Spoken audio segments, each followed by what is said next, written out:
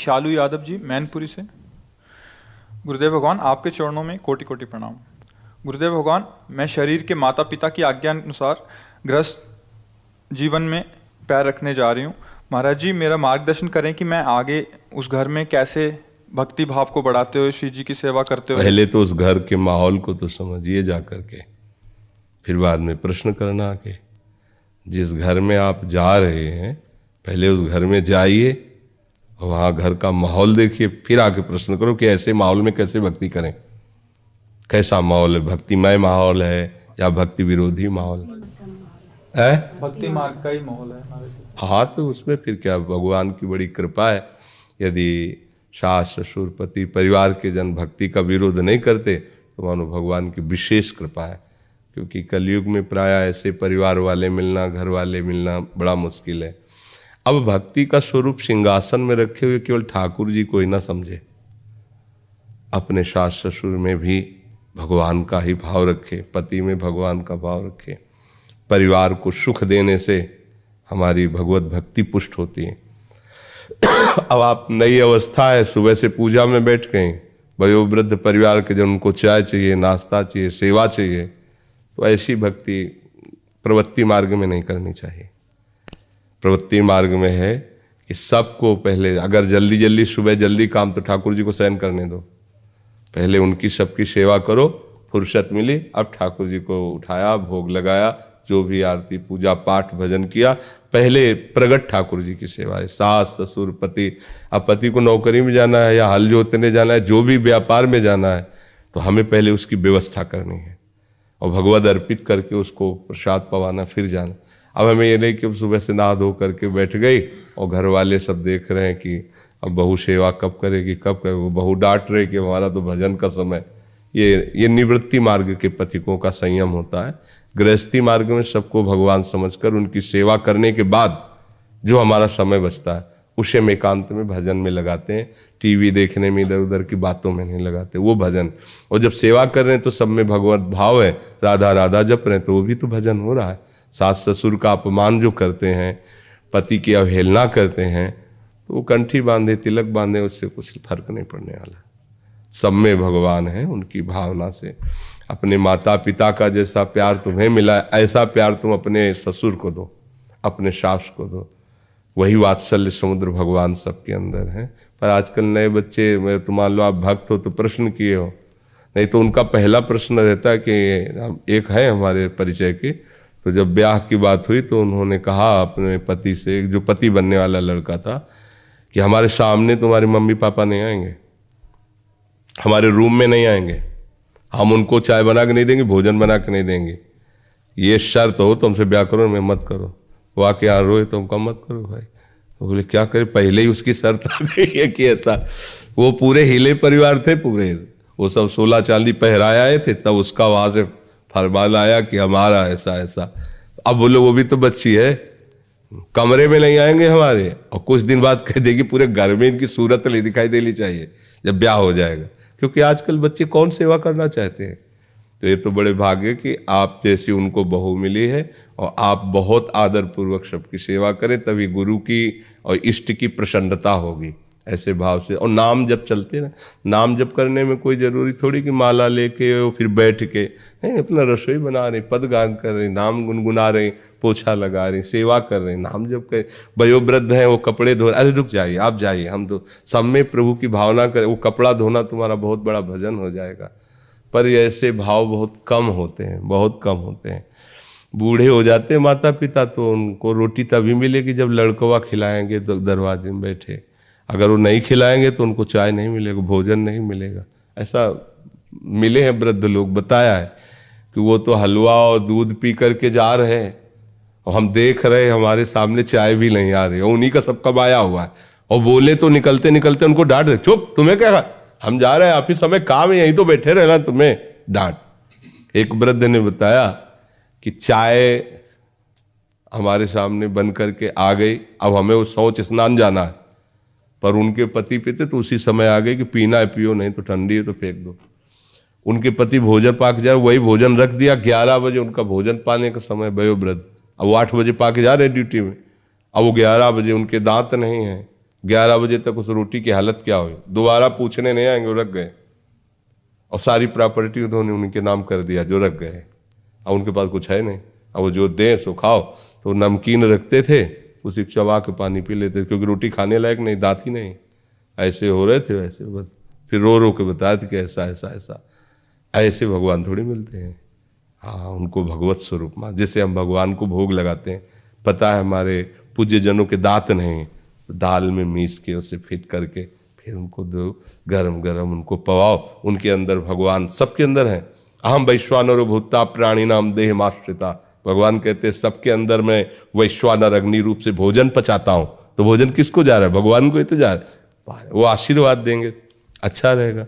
बड़े बूढ़ों का अपमान करने वाले बच्चे कभी सुखी नहीं रह सकते, क्योंकि उनके भी बच्चे जो होंगे ना, वो उनसे ज्यादा उनके साथ हिसाब करेंगे। जैसा उन्होंने हिसाब किया ना वैसे ही। इसलिए बहुत बढ़िया है, खूब नाम जप करो, सबकी सेवा करो। सनी खन्ना जी दिल्ली से। श्री हरिवंश महाराज जी, जुगल किशोर जी की कृपा से प्रेम मार्ग की उत्तम व श्रेष्ठता का बोध हुआ है। उसके उपरांत भिन्न भिन्न मार्गों में रुचि उत्पन्न हुई है। मुझे लगता है अभी मेरे मन की वह स्थिति नहीं है कि एकाग्रता से केवल भक्ति मार्ग पर चल सकूं। महाराज जी, क्या भक्ति के साथ कर्म, अष्टांग योग, तंत्र, ज्ञान आदि मार्गों पर चलना चाहिए या केवल भक्ति मार्ग को ही पुश करना चाहिए? एक मार्ग कोई भी चयन कर लो, एक मार्ग शौशी परमात्मा की उपासना के मार्ग हैं। एक मार्ग, कई मार्गों में कैसे चल सकते हो? विषय में फंस जाता हूँ, सिर्फ भक्ति करूँ सिर्फ भक्ति करूँ तो विषयों में फंस जाता हूँ। तो भक्ति योग को जाना ही नहीं तुमने। भक्ति से बढ़कर के निर्विषय करने वाला कोई योग नहीं, क्योंकि जितना विषय होता है सब अहंकार में होता है, और भक्ति में तो सीधे प्रभु के चरणों का दासत्व आता है। इसमें क्या, योगी को अहंकार हो सकता है, योग का, ज्ञानी को ज्ञान का हो सकता है, लेकिन भक्ति का स्वरूप यही है, अति दैन्यता, प्रभु के चरणार बिंद में आम का समर्पण, ऐसा सहज और उत्तम मार्ग। और आप कह रहे हैं कि भक्ति में विषय सेवन की रुचि हो जाती है, तो आप भक्ति को क्या समझे? नहीं समझे क्या है भक्ति को? इतना गौर से देखा भक्ति को, फिर कैसी बात करते हो? जिस विषय का आपको पता ही नहीं है उसी विषय के आप ज्ञाता बनते हैं, तो कैसे आप फाइनल कर सकते हैं? भक्ति क्या है जब जान जाओगे ना, तो केवल रोते रहोगे। भक्ति का जो स्वरूप है ऐसा थोड़ी है। भक्त विषयी होता है क्या? आज तक जो बड़े बड़े योगियों और ज्ञानियों ने करके नहीं दिखाया, भक्तों के जीवन में देखा गया। नौजवान है, हरे कृष्ण कृष्ण कृष्ण, 3 दिन वैश्या पास आ रही है, कहीं मन नहीं हिला। बड़े बड़े भक्त हैं, उर्वशी तैयार है उनकी सेवा में, और उन्होंने कहा कुंती से भी पवित्र भाव आपके प्रति है। ये भक्ति है। बड़े बड़े ज्ञानियों को एक मुस्कुराहट में उर्वशी जी ढेर कर दें। आप विचार कहते हो आप योग और ज्ञान, भक्ति योग आप साधारण समझते हो क्या? तो फिर सब योगों का पथिक भक्ति योग में विश्राम पाता है। आप भक्ति योग का आश्रय लेकर अब तंत्र भी चले। क्या है, अभी क्या है कि लड़की तब तक बहुत फोटो देखती जब तक वर का वर्ण नहीं कर लेती। वर का वर्ण कर लिया फिर और फोटो की आवश्यकता नहीं होती। अगर और फोटो फिर देखती है तो उसके आगे एक शब्द लग जाता है, मन चली, कि ये संयमी नहीं है, ये मनमुखी है, मन चली, जिसको एक शब्द में, गंदे शब्दों में कहते हैं व्यभिचारिणी। तो ऐसे ही भक्ति को भी एक शब्द में कहा गया है, व्यभिचारिणी और अव्यभिचारिणी। जो भगवान की अनन्य भक्ति वो अव्यभिचारिणी होती है, और जो सब भक्ति में व्यभिचार दोष नहीं होता। आज तक काम को शांत करने का सबसे सहज और सरल उपाय जहां पाया गया वो भक्ति पाई गई। रास पंचाध्याय का जो फल लिखा हुआ है उसमें, भागवत में, उसमें लिखा है प्रभु श्री कृष्ण की रसमयी लीला का जो गायन करता है वो हृदय रोग से रहित हो जाता है, निष्काम हो जाता है। चतुरासी जी महाप्रेम रस, उसके गायन का फल लिखा है, भवजल निधि को नाव, काम पावक को पानी। और आप कह रहे हैं कि भक्ति में विषय, आपको कैसी भक्ति का परिचय मिला है?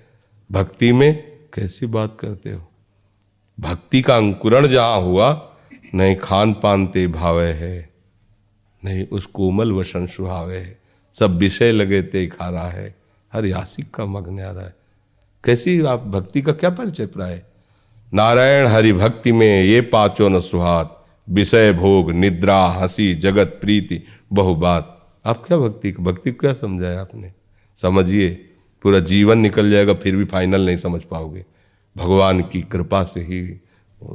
अभी तो मतलब अगर हम एक शब्द में कहें कि परमार्थ का आपको ककाहरा नहीं आता है, आप कहते हो तंत्र ज्ञान और योग और सब, भक्ति से बढ़कर कोई योग है? सच्चिदानंद प्रभु उसके पीछे पीछे डोलते हैं। जहाँ जहाँ मेरा भक्त चरण रखे वहाँ वहाँ रखो हाथ, पीछे पीछे मैं फिरूं कभी न। कभी ज्ञानी की भगवान ने चाकरी की हो तो बताना, और प्रमाण है भक्तों की लंगोटी धोते हुए भगवान पाए गए। भक्ति को, अच्छा भक्ति के बेटा जानते कौन है? हल्ले। अब ये भी जानते हो और कह रहे हो भक्ति विषय, मतलब लड़का बच्चा उसके ज्ञान वैराग्य है, भक्ति आ गई तो बेटे कहाँ जाएंगे, माँ के पास ही तो रहेंगे। तो ये गीतांजलि जी लखनऊ से। महाराज जी आपके चरणों में कोटि कोटि प्रणाम। महाराज जी मेरे एक प्रश्न का थोड़ा समाधान चाहिए था। हमारी दिनचर्या में हम 50-60 माला आपकी कृपा से करते थे, बट जब से आपका सत्संग सुना तो 5-6 माला हमने नियमावली से लिख के करना शुरू किया। बट अभी 50-60 माला फिर हम जो बाकी बच जाते हैं उसको एकदम स्पीड से करते हैं। तो महाराज जी क्या बिना मन के होते हैं वो? कोई बात नहीं, करते रहिए। प्रभु में चाहे जैसे जुड़ो, चित्तवृत्ति प्रभु से जुड़ती है, इसलिए परम पवित्र हो जाती है। धीरे धीरे धीरे धीरे संख्या से फिर मंत्र में या नाम में डूबने की कोशिश करो। जब डूबा जाता है ना तब संख्या गायब हो जाती है। जब लिखने वाले में ही मन लगता है, उसमें नहीं लग रहा स्पीड में। हाँ तो फिर किसने कहा तुम्हें 60 माला जपो? वो शुरू से पकड़ी थी महाराज जी। तो फिर अपना पकड़ना और गुरु का पकड़ाने में जो अंतर है ना, जैसे गुरु पकड़ा रहा है मंत्र को कि आप इसको इस तरह से ध्यान कीजिए, इस तरह से जपिए, तो हमने तो कभी आज्ञा नहीं की कि इतने माला जपिए, किसी को नहीं कहते। हमारी तो आज्ञा है कि टोटल जब शरणागत आज हुए तो आज से पूरा जीवन प्रियाजू का। अब अभ्यास करो आप कितना समय श्री जी में दे पाते हो। हमारी तरफ से आज्ञा है पूरा जीवन शरणागत का, पूरा जीवन प्रभु का। अब आप उसको समर्पित करना प्रारंभ करो। कितना समर्पित करते हो, कितना समय, कितनी वृत्ति, कितना अपनापन, यही तो हमारे समर्पण का प्रतीक होगा। तो अब मानो 60 माला पर नजर है तो फिर मंत्र पर और उसके डूबने पर नजर नहीं होगी। और जब है कि हमें तो हर समय उन्हीं को जपना है, उन्हीं में डूबना है, तो फिर माला पर दृष्टि नहीं रहेगी और चैन से आराम से जपो, स्वाद लेते हुए जपो। कानों से सुनाई दे रहा, नेत्रों में वही दिखाई दे रहा है। और ये भी बताया है कि एक माला अगर ऐसे जप हो गया तो सैकड़ों माला बराबरी उसकी नहीं कर सकते। आप एक एक मंत्र देख रहे हैं, सुन रहे हैं, फिर एक एक मन का ऐसे एक माला जपोगे तो सैकड़ों वो जो माला जपे ना बिना मन वाले, उससे ज़्यादा लाभदायक रहेगा। तो देखो जब मन ना लगे मंत्र में तो फिर वैसे जपने लगो, खाली नहीं रहना, पर अधिक समय मंत्र का दर्शन करते हुए और सुनते हुए जपना चाहिए, चाहे वो नाम हो या मंत्र हो। नीरू भाटिया जी पानीपत से। पूज्य सदगुरुदेव भगवान आपके चरणों में कोटि कोटि प्रणाम। महाराज जी मैं अपने एक दोस्त से पार पाना चाहती हूँ। महाराज जी दूसरों के बुरे व्यवहार से मन परेशान हो उठता है, वही चिंतन करता है और अपना मन ही मलिन कर लेती हूँ। दूसरों के दोषों की सजा अपने को देती हूँ। महाराज जी मेरी अध्यात्म उन्नति हो ऐसी कृपा करें। नाम जप, जब तक नाम जप नहीं किया जाएगा तब तक जानते हुए भी हम वो आचरण में नहीं उतार सकते। आध्यात्मिक गुणों को धारण करने के लिए, आध्यात्मिक सिद्धांतों का पालन करने के लिए हमारी सामर्थ्य बढ़नी चाहिए। वो बढ़ेगी नाम से, नहीं तो विषयों के सेवन से, प्रपंच के चिंतन से हम अध्यात्महीन होते जा रहे हैं। जो विषय, जो चिंतन जब जैसा चाहता है हमसे करवा लेता है। इसको रोकने के लिए सामर्थ्य है नाम। आप जितना नाम और मंत्र जप करेंगे उतने ही आप आत्मबलवान बनेंगे। और जो आत्मबल, अध्यात्म बल है, उसी के द्वारा हम इंद्रियों को शासन में ले सकते हैं। दूसरा तो कोई हमें गिरा सके ऐसी सामर्थ्य नहीं रखता। हम खुद गिर जाते हैं, हम खुद उसे स्वीकार करते हैं। पहली बात तो किसी में जो दोष दिखाई दे रहा है वो हमारे अंदर है, तभी हमें दिखाई दे रहा है, नहीं दिखाई देगा। अगर हमें दूसरा गंदा दिखाई दे रहा तो आप गंदे हैं, दूसरा झूठा दिखाई दे रहा तो आप झूठे हैं, दूसरा आपको नाना प्रकार के कुमार्गगामी वृत्तियों वाला दिखाई दे तो आपके अंदर नाना प्रकार की कुमार्गगामी वृत्तियां हैं। नहीं, जब आप में राम आ जाएंगे तो सब में राम देखोगी, श्याम आ जाएंगे तो सब में श्याम देखोगी। ऐसे ही जो दोष दिखाई दे रहा है वो तुम में है। फिर आपको लौट पड़ना चाहिए बाहर से कि अपना ही घर गंदा है तो मैं दूसरे को क्या देखूं। तेरे भावे जो करे भलो बुरो संसार, नारायण तू बैठ के अपनो भवन बुहार। अपने हृदय को साफ कर। कैसे? नाम जप करो, राधा राधा राधा राधा। श्री जी हमारी बुद्धि को पवित्र करो, हमारे मन को पवित्र करो और खूब नाम जप करो, लीला गायन करो, प्रभु की सेवा में मन को लगाओ, ठीक हो जाएगा। अब ये सब करो नहीं हो कह दो ठीक हो जाए तो रोग बढ़ चुका है, फिर वो तो फैल जाएगा। जल्दी से जल्दी इसका समन होना चाहिए, नहीं तो कई जन्मों तक फैलता चला जाएगा। पर दोष दर्शन, पर निंदा, पर श्रवण और कथन, ये जितना आदमी को नष्ट करती उतना और कोई नहीं। जब हम दूसरों की निंदा करने लगते हैं, दूसरों के दोष दर्शन देखने लगते हैं, दूसरों की निंदा सुनने लगते हैं, तो हमारा अहंकार बढ़ता चला जाता है। वो अहंकार बढ़ना यही पतन है, यही नाश कर देता है। इसलिए अहंकार गलित हो और दैन्यता आवे, दूसरों में प्रभु दिखाई दे, ये बात हमारी है। भक्त का क्या है? सब में अपने प्रभु को देखना। अगर कहीं दोष दिखाई दे रहा तो लौट पड़ता है, ये हमारे अंदर है। जैसे हम हरा चश्मा लगाए हो तो बाहर हरा ही दिखाई देगा, यद्यपि वो हरा ना भी हो तो भी दिखाई देगा। ऐसे ही हमारी दृष्टि दूषित है, इसलिए हमें दूसरे में दोष दिखाई दे रहे हैं। तो हमें चाहिए कि हमें नाम जप के भगवत लीला गुण के प्रभाव से अपनी बुद्धि को निर्दोष करना चाहिए, अपनी बुद्धि को। ऋषिपाल खतौली से सादर प्रणाम महाराज जी। महाराज श्री, मेरी दीक्षा 35 साल पहले पंचाक्षरी मंत्र की हो गई थी। 11 साल पहले गुरुदेव का शरीर शांत हो गया। महाराज जी, अभी मैं 3-4 घंटे नाम जप कर पाता हूँ। महाराज जी, क्या मैं इसी से पार उतर जाऊंगा? इसका हाँ, पार क्या उतर जाओगे, पक्का। खूब नाम जप करो जो गुरुदेव ने दिया है। श्रद्धा, गुरु का पधारना एक लीला है। गुरु तो मंत्र रूप में तुम्हारे पास हैं, जो गुरु मंत्र है वही गुरु है, और जो गुरु मंत्र है वो समर्थ है। गुरु के वाक्य ही मोक्ष का मूल स्वरूप है। ध्यान मूलम गुरु मूर्ति, पूजा मूलम गुरु पदम, मंत्र मूलम गुरु वाक्यम, मोक्ष मूलम गुरु कृपा। जो गुरु ने मंत्र दिया वही मोक्ष का मूल बन जाएगा। आप खूब जपते रहिए, पर अंदर ही अंदर। ये कभी उच्चारण मत करना, ये उच्चारण वाले नहीं मंत्र हैं। कोई उच्चारण करे उसको करने दो, आप नहीं। आज जो गुरु मंत्र मिले उसे गुप्त रखा जाता है। महाराज जी, मेरा राधा नाम कीर्तन में बहुत ज्यादा मन लगता है। हाँ, पर मंत्र शिव भगवान का है, कोई राधा परेशानी नाम तो? कीर्तन करो और गुरु मंत्र जपो, बिल्कुल कोई परेशानी नहीं। मुझको पढ़ना लिखना नहीं आता, मैं चाहता हूँ कि मेरा उद्धार हो। तो राधा राधा बोलने में भैया आपको कौन सी BSc पास करनी है? अभ्यास तो कहता हूँ, आए जपने के लिए कोशिश तो कहता हूँ मैं। राधा नाम नहीं, बस ऐसे ही रटो, जपने की बात नहीं। राधा राधा राधा रटता हूँ। नहीं, मन की जरूरत नहीं। मन में तो सिद्धों के चलता है। तान नहीं बोलता, विधि भी नहीं रटता हूँ। आए तान नहीं बोलता, धीरे धीरे बोल के रटो, राधा राधा राधा। हाँ, ऐसे बोल सकते हो ना, राधा राधा राधा राधा राधा राधा राधा राधा राधा राधा राधा। इसमें पढ़ाई की क्या जरूरत है? और अगर ये ईमानदारी से जपते रहे तो सच्ची पढ़ाई हो जाएगी। कोई भी ज्ञान भक्त के हृदय में अछूता नहीं रहता। जब वो भगवदाकार हो जाता है, सब ज्ञान उसके अंदर आ जाता है। बिना पढ़े लिखे सब शास्त्रों की बातें अंदर आ जाएंगी, क्योंकि नाम में सब कुछ विराजमान। बस श्रद्धापूर्वक जप करे और गंदे नशा न करे, गंदी आदतें न करे। जो गंदी बातें हैं ना, वो नहीं करना चाहिए। भजन करने के लिए, चलने के लिए हमें ये तैयारी करनी कि हमें गंदी बातें नहीं करनी, गंदे दृश्य नहीं देखना, गंदे लोगों से नहीं मिलना। अब जैसे हम अपना रोग ठीक करवाना चाहें तो परहेज भी तो होता है ना। ये परहेज करो और राधा राधा रटो, और किसी को अपने से कम मत देखो कि हम तो राधा नाम जप करते हैं तो नहीं, अपने को सबसे कम देखो। ये मार्ग ऐसा है तो प्रभु प्यार करने लगेंगे। प्रभु जब प्यार करने लगेंगे तो कोई भी सद्गुण ऐसा नहीं जो हमारे अंदर ना जाए।